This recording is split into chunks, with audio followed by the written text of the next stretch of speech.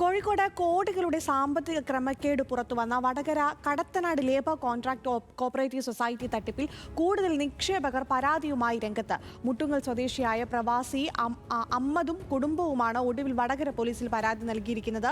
113 പവൻ സ്വർണവും 15 ലക്ഷം രൂപയുമടക്കം 1.5 കോടി രൂപയുടെ നിക്ഷേപമാണ് ഇവർ സൊസൈറ്റിയിൽ നിന്ന് നഷ്ടമായത്. ബന്ധുക്കളതായിട്ട് 15 ലക്ഷം രൂപ എൻ്റെ അടക്കം 5 ലക്ഷം റുപ്യ എൻ്റെ ഉണ്ട്. പിന്നെ എൻ്റെ ഭാര്യേൻ്റെ ഉണ്ട്, ഭാര്യേൻ്റെ ഉമ്മാൻ്റെ ഉണ്ട്. അവരെല്ലാം സ്വർണ്ണമുണ്ട്. എൻ്റെ മകളുണ്ട്, പിന്നെ മകളെ ഭർത്താവിൻ്റെ ആൾക്കാരുണ്ട്. എല്ലാം കൂടി 112.5 പവനുണ്ട്.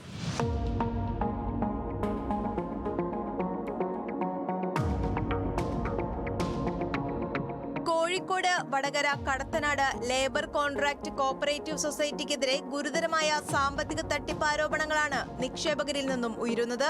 ഉയർന്ന ലാഭവിഹിതം വാഗ്ദാനം ചെയ്ത് മുട്ടുങ്ങൽ സ്വദേശിയും പ്രവാസിയുമായ അമ്മദിന്റെ കുടുംബത്തിൽ നിന്ന് മാത്രം 1.20 കോടിയോളം രൂപയാണ് സൊസൈറ്റി തട്ടിയെടുത്തത്. 113 പവൻ സ്വർണവും 15 ലക്ഷം രൂപയും അടങ്ങുന്നതായിരുന്നു ഇവരുടെ നിക്ഷേപം.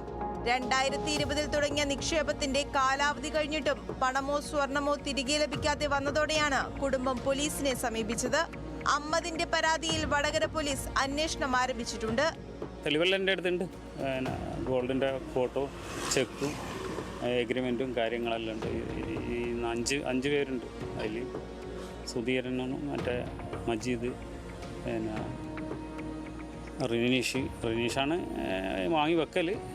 ഈ സൊസൈറ്റി പിന്നെ ഹൈവേ മേലുള്ള സമയത്താണ്. ഹൈവേ മേൽ ആദ്യമുള്ള സൊസൈറ്റിയിൽ വെച്ചിട്ടാണ് ഇതെല്ലാം വാങ്ങി വെച്ചത്. കേസിൽ അന്വേഷണം ക്രൈംബ്രാഞ്ച് ശക്തമാക്കിയിട്ടുണ്ട്. 1-ാം പ്രതിയും സൊസൈറ്റി സെക്രട്ടറിയുമായ പ്രീന, മുഖ്യപ്രതി റിനീഷ് എന്നിവരുടെ വിരലടയാളങ്ങൾ അന്വേഷണ സംഘം ശേഖരിച്ചു.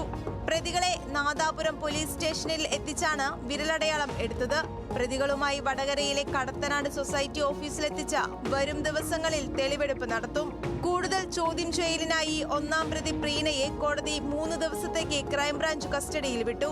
കേസിലെ 2ഉം 3ഉം പ്രതികളായ റിനീഷിനെയും മുൻ DCC സെക്രട്ടറി TV സുധീർ കുമാറിനെയും അന്വേഷണ സംഘം നേരത്തെ തന്നെ കസ്റ്റഡിയിൽ വാങ്ങിയിരുന്നു.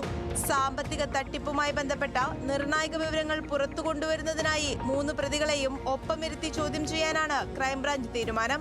ഇതിനായുള്ള അന്വേഷണ സംഘത്തിന്റെ ആവശ്യം കോടതി അംഗീകരിക്കുകയായിരുന്നു. സഹകരണ സംഘം ജോയിന്റ് ഡയറക്ടർ നടത്തിയ പ്രാഥമിക അന്വേഷണത്തിൽ സൊസൈറ്റിയിൽ 2.16 കോടിയിലധികം രൂപയുടെ സാമ്പത്തിക തട്ടിപ്പ് നടന്നതായാണ് കണ്ടെത്തിയിട്ടുള്ളത്. കൂടുതൽ പരാതികൾ പുറത്തുവരുന്നതോടെ തട്ടിപ്പിന്റെ ആകെ തുക ഇനിയും ഉയരാനാണ് സാധ്യതയെന്ന് പോലീസ് ഉദ്യോഗസ്ഥർ പറയുന്നു. ന്യൂസ് മലയാളം, കോഴിക്കോട്.